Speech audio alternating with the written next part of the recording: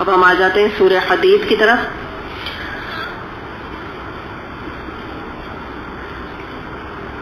بسم اللہ الرحمن الرحیم. سبح للہ ما فی السماوات والارض وہو العزیز الحکیم. آیت نمبر 2 بھی دیکھ لیتے ہیں. لہ ملک السماوات والارض یحیی ویمیت وہو علی کل شیء قدیر. اللہ کی تسبیح کی ہر اس چیز نے جو زمین اور آسمانوں میں ہے، وہی زبردست دانا ہے. زمین اور آسمانوں کی سلطنت کا مالک وہی ہے، زندگی بخشتا ہے اور موت دیتا ہے اور ہر چیز پر قدرت رکھتا ہے. اب پہلی بات جو بتائی گئی، تسبیح کا ذکر کیا گیا کہ اللہ کی تسبیح کی ہے ہر اس چیز نے جو آسمانوں اور زمین میں ہے.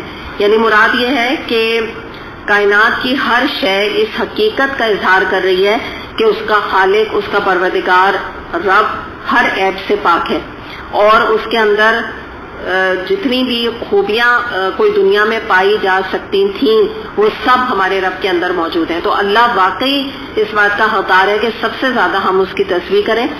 اور سورہ بنی اسرائیل میں آیت نمبر 44 میں آتا ہے کہ یعنی جس کو کہتے ہیں نا ہر چیز تسبیح کر رہی ہے لیکن تم ان کی تسبیح نہیں سمجھ سکتے، اللہ تعالیٰ نے فرمایا. تو یہ حقیقت ہے کہ صرف اگر ہم انسان اللہ کی تسبیح نہیں کریں گے تو دنیا کی ہر چیز، کوئی نہ کوئی چیز جو ہے وہ ہر وقت آل دا ٹائم اللہ کی تسبیح میں مشغول ہے. اس کے علاوہ ہمیں داؤد علیہ السلام کے بارے میں بھی آتا ہے کہ وہ پہاڑ میں جب وہاں کھڑے ہوتے تھے تو وہاں وہ اللہ کی تسبیح کیا کرتے تھے. تو تسبیح کی یہاں اہمیت پتہ چل رہی ہے، اور تسبیح میں مراد یہی ہے کہ اللہ کی حمد جو کہ سورہ فاتحہ کی صورت میں بھی ہوتی ہے. آئی تھنک یہ والا بند کر دینا مریم، ٹھیک ہے. سورہ فاتحہ کے ضمن میں بھی ہمیں پتہ چلتا ہے کہ اس میں بھی اللہ کی تسبیح ہے. اس کے علاوہ جو ابھی میں نے آپ کو بتایا سبحان اللہ بحمدہ سبحان اللہ العظیم، یہ بھی اللہ کی تسبیح ہے. تو ویسے تو ذکر بہت طرح کے ہیں لیکن کچھ ذکر خاص طور پہ اللہ کی تعریف کے حوالے سے. تو یہ جو ذکر ہوتے ہیں اللہ کی تعریف کے، یہ اللہ کا حق ادا کرنا ہے، اور اللہ تعالیٰ بہت خوش ہوتا ہے جب اس کی تعریف کی جاتی ہے. اللہ تعالیٰ بہت راضی ہوتا ہے. اللہ تعالیٰ کو یہ بات بہت پسند ہے کہ ہم اللہ تعالیٰ کی جو ہے تعریف کریں اور اللہ تعالیٰ کا ذکر بلند کریں. اگلی جو بات آ رہی ہے وہ یہ ہے کہ وہ زبردست اور دانا ہے، اور جو کچھ زمین اور آسمان میں ہے سب اس کی ملکیت ہے، اور وہی زندہ کرتا ہے، وہی جو ہے موت دیتا ہے. تو اس کو ہم دیکھ لیتے ہیں کہ دنیا میں کیا، کائنات میں، تمام کائنات میں ہر چیز جو ہے وہ اللہ کے تصرف میں، اللہ نے اپنے کنٹرول میں رکھا ہے. کسی کا حکم اللہ کے حکم کے اوپر نہیں چلتا، جو اللہ چاہتا ہے وہ ہوتا ہے. اگر ابراہیم علیہ السلام اللہ نے ان کو خلیل اللہ بنایا اور اللہ نے ان کو اپنا دوست بنایا، اس کے باوجود اگر لوط علیہ السلام کے قوم کے ضمن میں ابراہیم علیہ السلام نے سفارش کی لیکن اللہ نے قبول نہیں کی. نبی کریم صلی اللہ علیہ وسلم کی بہت ساری باتوں کو بھی اللہ تعالیٰ نے جن چیزوں کو سمجھا، جو چیز اللہ نے سمجھی وہ اللہ نے امپلیمنٹ کیا. تو اللہ تعالیٰ ضروری نہیں کہ ہر ایک کا مشورہ مانگے اور ہر ایک سے مشورہ لے. اللہ کی جو ذات ہے وہ اس کی بات، اللہ کی ذات حتمی ہے. جو بات اللہ نے کہہ دی اس میں اللہ کی مرضی اگر وہ تبدیل کرے، ورنہ تبدیلی نہیں ہو سکتی.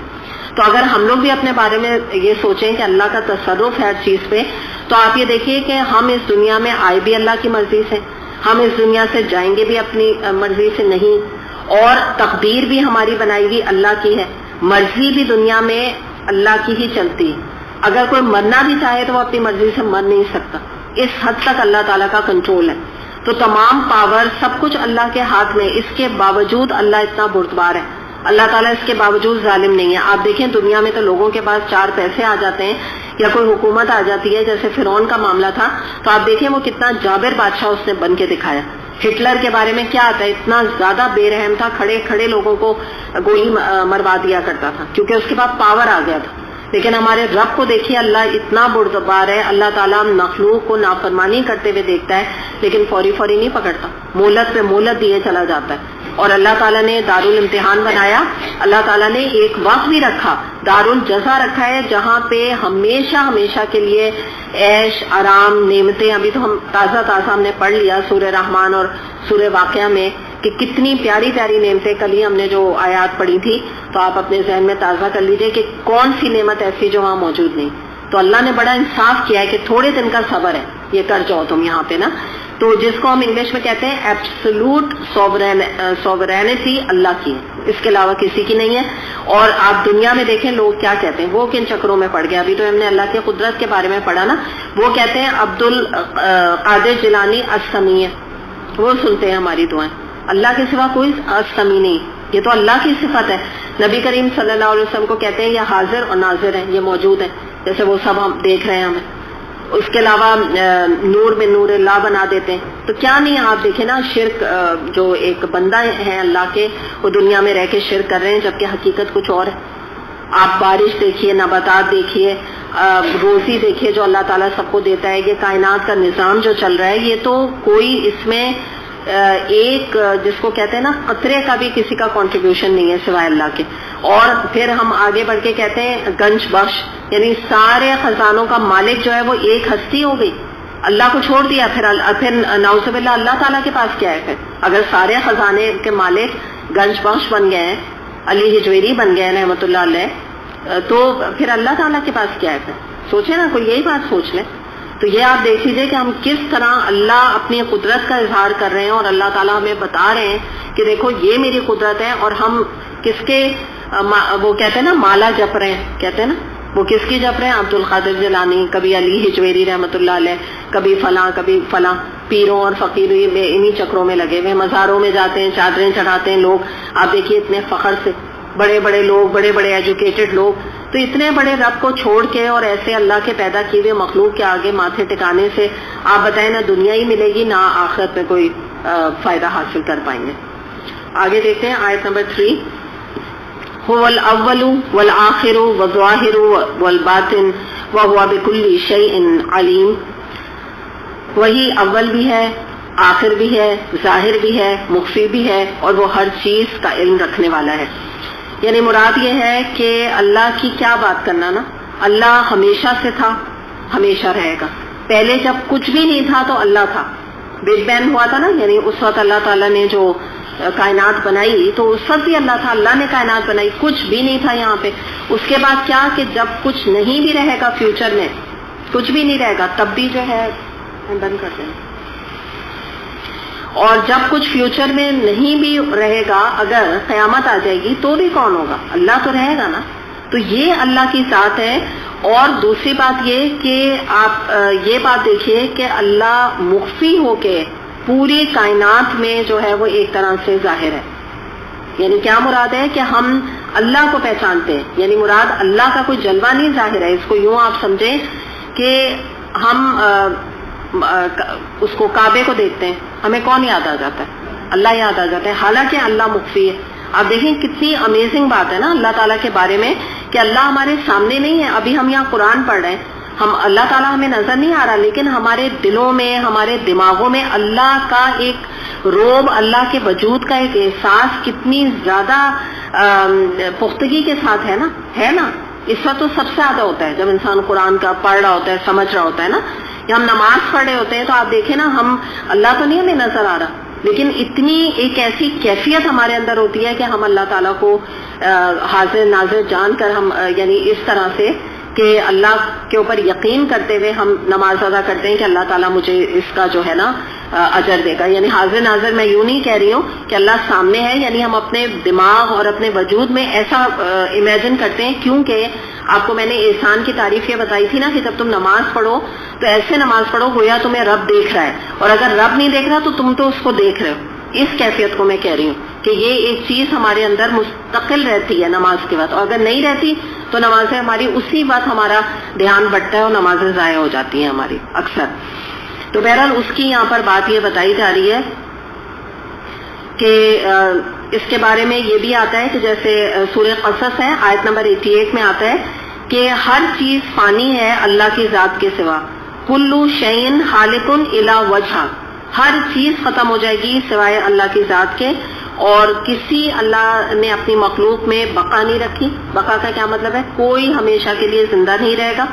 اور دوسری بات یہ کہ اللہ تعالیٰ نے جو ہے کوئی بھی چیز اگر بنائی ہے، جب تک اللہ چاہتا ہے اس کو وجود دیتا ہے، اور جب اللہ نہیں چاہتا تو اس کا وجود ختم ہو جاتا ہے. یعنی اتنا کنٹرول اللہ کا دنیا میں ہر چیز ہر ذات کے اوپر ہے. ہر ایون جو اللہ نے یہ پلانٹس بنائے، ایون اللہ تعالیٰ نے جو سورج چاند بنائے، سب ایک چیزوں کا ایک وقت مقرر کیا ہوا. اپنی مرضی ہے اللہ کی کہ جب ان کو ختم کر دے. ایسے ہی ہم انسانوں کا بھی معاملہ ہے. اس کے بارے میں آتا ہے کہ عبداللہ بن عباس رضی اللہ عنہ فرمایا کرتے تھے کہ اگر کبھی تمہارے دل میں دین یا اللہ کے بارے میں کوئی شیطانی وسوسہ آئے تو یہ آیت آہستگی سے پڑھ لیا کرو. یہ جو سورہ رحمان میں بھی آتی ہے نا، یہ وَيَبْقَى وَجْهُ رَبِّكَ ذُو الْجَلَالِ وَالْإِكْرَامِ، اور صرف اللہ کا چہرہ باقی رہ جائے گا، جو میں نے ابھی بھی میں نے تلاوت کی تھی نا. تو یہ ہمیں پتہ چلتا ہے کہ جب بھی کبھی دل میں ایسی کوئی بات ہے نا تو آدمی یہ بات سوچ لے کہ کوئی بھی چیز جو ہے وہ رہنے والی نہیں ہے سوائے اللہ کی ذات کے. آگے دیکھتے ہیں آیت نمبر 4 to 5. هو الذي خلق السماوات والارض في 6 ايام ثم استوى على العرش يعلم ما يلج في الارض وما يخرج منها وما ينزل من السماء وما يعرج فيها وهو معكم اينما كنتم والله بما تعملون بصير. 4 اور 5. لہو ملک السماوات والارض وإلی اللہ ترجع الامور. وہی ہے جس نے آسمانوں اور زمین کو 6 دنوں میں پیدا کیا اور پھر عرش پر جلوہ فرما ہوا. اس کے علم میں ہے جو کچھ زمین میں جاتا ہے، جو کچھ اس سے نکلتا ہے، جو کچھ آسمان سے اترتا ہے اور جو کچھ اس میں چڑھتا ہے. وہ تمہارے ساتھ ہے جہاں بھی تم ہو، جو کام بھی تم کرتے ہو وہ تمہیں دیکھ رہا ہے. اچھا، اور ایک منٹ یہ رہ گیا نا، آیت نمبر 5 کی رہ گئی ہے ترجمہ. وہی آسمانوں اور زمین کی بادشاہی کا مالک ہے اور تمام معاملات کے فیصلے اسی کی طرف رجوع کیے جاتے ہیں. چلیں اب ہم دیکھتے ہیں اب اگلی اللہ کی قدرت کا کیا اظہار ہو رہا ہے. سب سے پہلے یہ بات بتائی جا رہی ہے کہ اللہ تعالیٰ نے آسمان اور زمینوں کو 6 دنوں میں پیدا کیا. اچھا، اس سے پہلے نا یہ جو اللہ تعالیٰ نے پیدا کیا نا، اس کے حوالے سے جو اللہ تعالیٰ کی ایک صفت ہے نا مخفی والی، اس کو تھوڑا سا ہم بات کی ہے ہم نے، لیکن تھوڑا سا میں اور کرنا چاہ رہی ہوں. یہ جو ہے نا وہ اول بھی ہے، آخر بھی ہے، ظاہر بھی ہے اور مخفی بھی ہے، چھپا ہوا بھی ہے. تو اس کے بارے میں بھی سورہ ملک آیت نمبر 13 میں آتا ہے کہ تم بات کو چھپاؤ یا ظاہر کرو، اس کے لیے یکساں ہے کیونکہ وہ سینوں کے بھید تک سے واقف ہے. تو ہماری بھی ایک اور اینگل سے اب میں آپ سے بات کر رہی ہوں کہ ہماری بھی مخفی باتیں جو ہے وہ اللہ جان لیتا ہے. کتنی امیزنگ بات ہے نا. ابھی ہم لوگ یہاں سب بیٹھے ہیں، ہم سب کے دلوں میں جو بھی کچھ خیالات آ رہے ہیں تو ہم ایک دوسرے کو نہیں جانتے نا، ہمیں نہیں پتا خیالات کیا آ رہے ہیں. اللہ اس کو جان لیتا ہے. ایک ایک منٹ، ایک ایک سیکنڈ کی سوچ بھی ہمارے دماغ میں جو آ رہی ہے اللہ اس کو جانتا ہے، مخفی جو ہے ہر ایک سے. دوسری بات یہ کہ اس سے ہمیں پتہ چلتا ہے کہ ایسا جج کبھی غلطی کر سکتا ہے اپنے حساب کتاب میں. جب قیامت کے دن اللہ تعالیٰ کے سامنے حاضر ہوں گے تو اللہ تعالیٰ انصاف کے ساتھ ہمارا معاملہ نمٹائے گا. دوسری بات یہ کہ ہم اللہ سے غافل ہو جاتے ہیں، اکثر ہو جاتے ہیں، مگر اللہ ہم سے غافل نہیں ہوتا. دوسری ایک اور بات کیا ہے کہ ہم سو رہے ہوں تو اللہ ہمیں دیکھ رہا ہے، ہم جگے ہوئے ہوں تو ہمیں اللہ دیکھ رہا ہے، ہم کام کر رہے ہیں تو اللہ ہمیں دیکھ رہا ہے، ہم شادی ہال میں ہیں تو بھی اللہ ہمیں دیکھ رہا ہے، اور اگر ہم قرآن کلاس میں ہیں تو بھی اللہ ہمیں دیکھ رہا ہے. پھر اگلی بات کیا ہے کہ ایک عام کانسیپٹ ہے لوگوں کا جو کہ آپ سمجھ لیے ڈیویٹڈ کانسیپٹ ہے، گمراہی ہے یہ بات کہنا. لوگ یہ کہتے ہیں کہ اللہ تعالیٰ کو کلیات کا علم تو ہے، جزیات کا علم نہیں ہے. بات آپ سمجھی؟ ان ٹوٹیلٹی ایک بڑی چیز کا علم اللہ رکھتا ہے، لیکن چھوٹی چھوٹی جزیات جو ہوتی ہیں نا، چھوٹی چھوٹی چیزوں کا علم اللہ نہیں رکھتا، اور نہ اس کا یہ کام ہے. اس کی شان سے یہ چیز جو ہے وہ اس کی شان کے خلاف ہے کہ وہ چھوٹی چھوٹی چیزوں کا علم رکھے. چھوٹی چیزیں کیا ہیں مثال کے طور پر بتائیے؟ نہیں یہ تو چھوٹی بات نہیں ہے، بڑی بات ہے.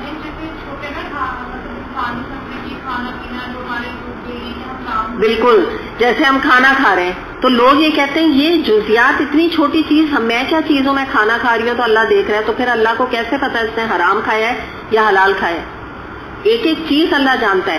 چھوٹی چیز اور کیا ہے؟ پتا جو ہے وہ آسمان سے، وہ درخت سے گرا ایک پتا، یہ کیا چیز ہے؟ جزوی ہے نا. ہم کہیں گے ہمیں نہیں پتا، اللہ کو پتا ہے.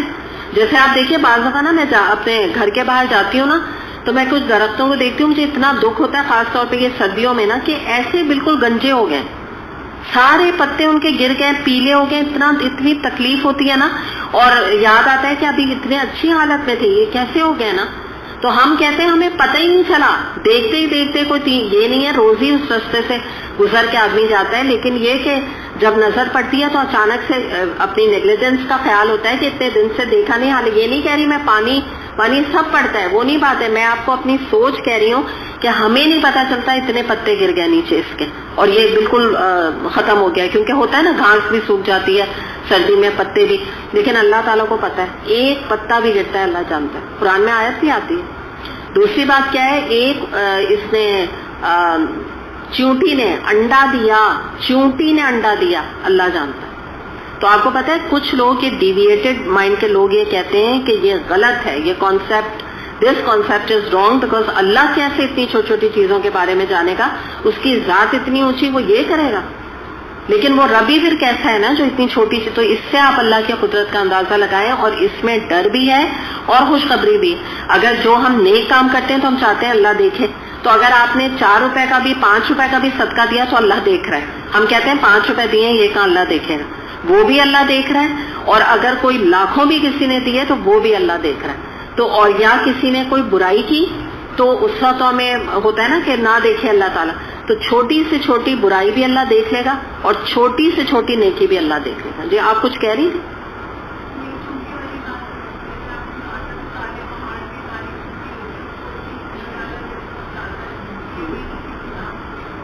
ہاں بالکل، وہ تو میں نے آپ کو ریاکاری کا بتایا تھا کہ کالے پہاڑ پہ کالی چوٹی جیسے ہوتی ہے نا، ویسے ہمارا جو ریاکاری کا شرک ہوتا ہے نا وہ نظر نہیں آتا. وہ حدیث ہے، ٹھیک ہے.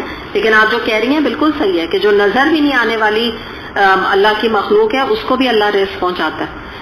تو یہی والی یہاں پر بات ہے مخفی کا نا، یہ ایک میں نے آپ کو بتایا. کبھی آپ کو یہ سننے کو ملے تو سمجھ آئے گا یہ ڈیویشن ہے، کیونکہ آپ تھوڑا سا کنفیوز ہو جائیں گی اس بات کو سن کے کہ واقعی ایسا کیسے ہو سکتا ہے کہ ہم ہماری چھوٹی چھوٹی چیزوں کو اللہ تعالیٰ، ہم کھانستے ہیں اللہ تعالیٰ کو پتہ لگ گیا. ہاں اللہ تعالیٰ جانتا ہے، تبھی تو وہ رب ہے نا، یہ اس کی قدرت کو پہچانے، تبھی تو ہم ڈریں گے جب ہم یہ سوچیں گے کہ اللہ اس طرح ہمیں. میں نے آپ کو بتا دیا نا کہ اللہ صرف قرآن کلاس میں ہمیں نہیں دیکھ رہا ہے.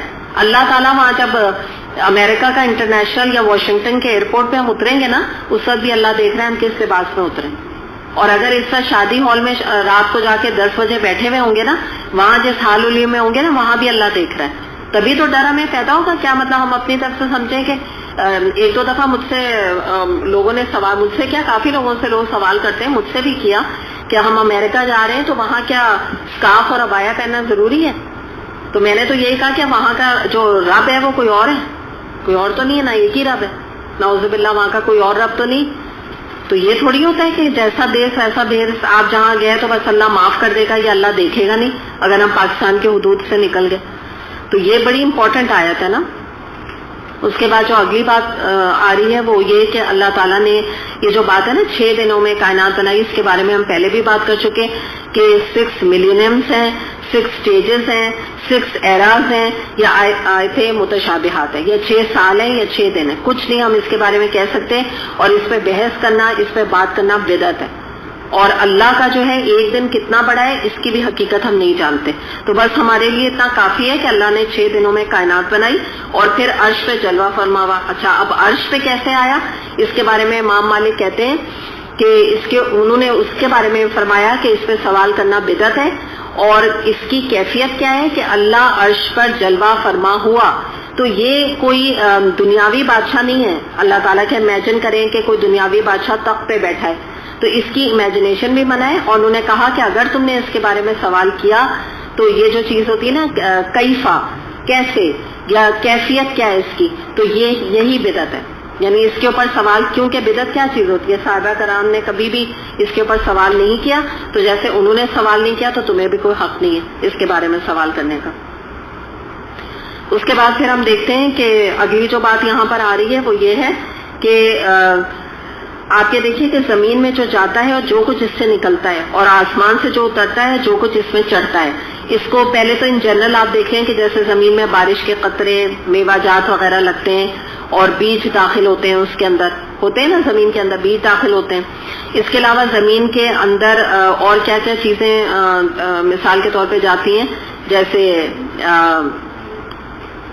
ہاں ابھی وہ میں بتا رہی ہوں وہ بھی. اور دوسری بات یہ کہ درخت ہوتے ہیں, پھلوں کے درخت ہوں یا خوشبو والے پھولوں کے ہوں, یہ بھی سب باہر نکلتے ہیں. جب بیج آپ ڈالتے ہیں نا, بیج اندر کیا یہ کہہ رہے ہیں نا جو زمین میں جاتا ہے اور اس سے نکلتا ہے, جاتا کیا ہے بیج, نکلتا کیا ہے پودے, پھل, درخت, وہ باہر آتے ہیں. اس کے علاوہ بھی ہم یہ دیکھتے ہیں, یہ ہے سورہ الانعام آیت نمبر 59 میں آتا ہے, اللہ تعالیٰ ہی کے پاس تمام مخفی اشیاء کے خزانے ہیں, ان کو کوئی نہیں جانتا بجز اللہ کے, اور وہ تمام چیزوں کو جانتا ہے جو کچھ خشکی میں ہے, جو کچھ دریاؤں میں ہے.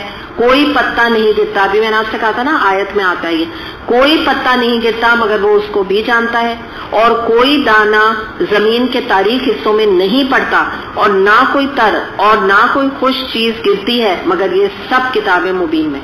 تو یہ دیکھیں وہ آیت کی دلیل ہے کہ اگر کوئی آپ کو ڈیویٹ کرنا چاہے تو آپ اس کو کوٹ کر رہے ہیں سورہ الانعام آیت نمبر 59, جس میں کہ ایک پتے تک کا ذکر ہے.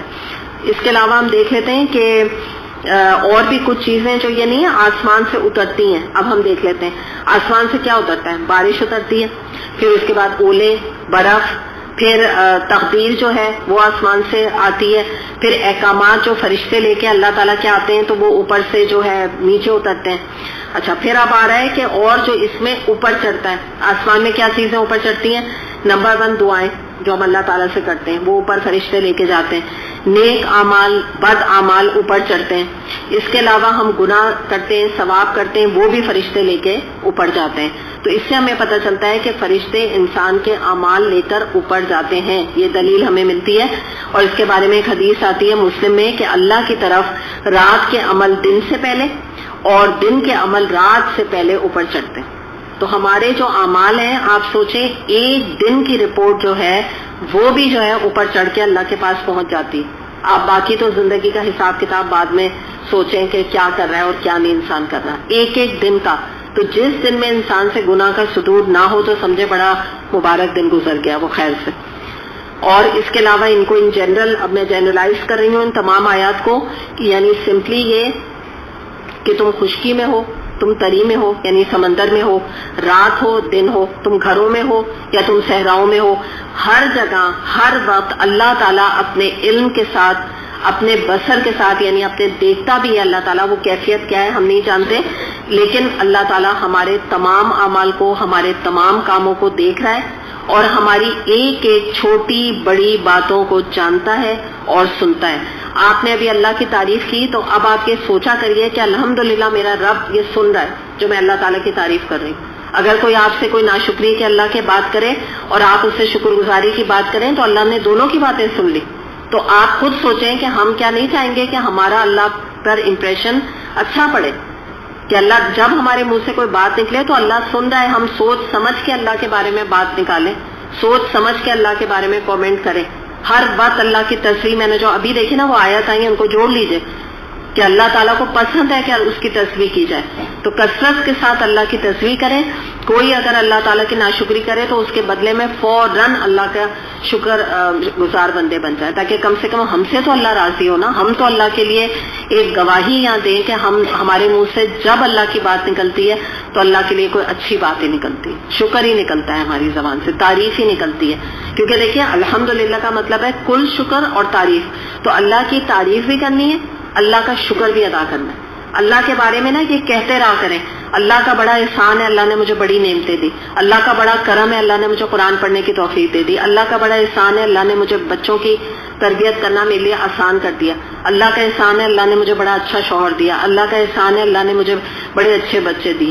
تو یہ جو آپ جب ہر وقت اللہ کی تعریف کریں گے تو آپ اپنا میٹر جو ہے نا وہ اللہ کے یہاں آپ سوچ لیجیے کہ کتنا تیزی سے بڑھا رہے ہیں, کتنا بھاری آپ کا جو ہے نا وہ جب نام اعمال جو قیامت کے دن نکلے گا تو اس میں تعریفوں سے بھرا ہوا وہ عمل آپ کے ہوں گے انشاءاللہ تعالی.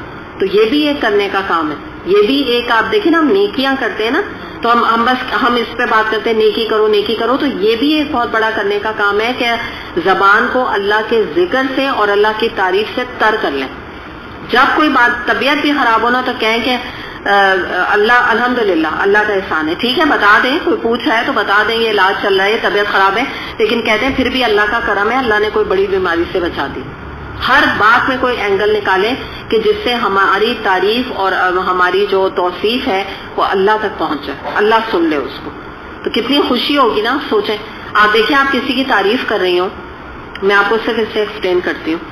آپ اپنی خاص طور پہ ایسے رشتے میں ساس وغیرہ کے نا, کہ آپ اپنی ساس کی تعریف کر رہی ہیں, این اس وقت اپنی فرینڈ سے وہ داخل ہوں گی, آپ کو کتنی خوشی ہوگی نا, کیونکہ ساس کی دل میں اب آپ کی عزت اور محبت کتنی آ جائے گی کہ یہ پیچھے مطلب میری اتنی تعریف کرتی ہے. ایسے سمجھ لیں آپ اپنے ہسبینڈ کی تعریف کر رہی ہیں اور اسی وقت ہسبینڈ جو ہے انٹر ہو گیا, آپ کسی اپنی فرینڈ سے کر رہی ہیں یا کسی سے بھی اپنے رشتے دار سے کر رہی ہیں, تو ہسبینڈ کے دل میں آپ کی کتنی عزت آئے گی, کتنا وہ آپ سے محبت کرنے لگیں گے کہ یہ میرے, کیونکہ دیکھیں سامنے تو سب کرتے ہیں نا, پیچھے جو کرے نا تو عزت اس بات کی ہوتی ہے, بہت بڑی بات ہوتی ہے, اور وہ سن بھی لے. ہر ایک چاہتا ہے نا کہ بھائی ہم کسی کی تعریف کریں تو وہ سن لے, تو وہ لگتا ہے کہ ورت ہو گیا نا, دل میں خیال آتا ہے کہ بھائی چلو اس نے سن بھی لیا, ہم تو نہیں ریاکاری کر رہے تھے لیکن سن بھی لیا اس نے یہ بات. تو یہ والی کیفیت ہے اللہ کی کہ اللہ تو ہر وقت ہماری بات سن رہا ہے, تو کتنا نہیں ہمارے دل کو بھی سکون ملے گا اور اللہ بھی کتنا راضی اور کتنا انشاءاللہ خوش ہوگا. چلے انشاءاللہ آپ کا نماز کا بریک ہو گیا, 10 منٹس کا بریک ہے.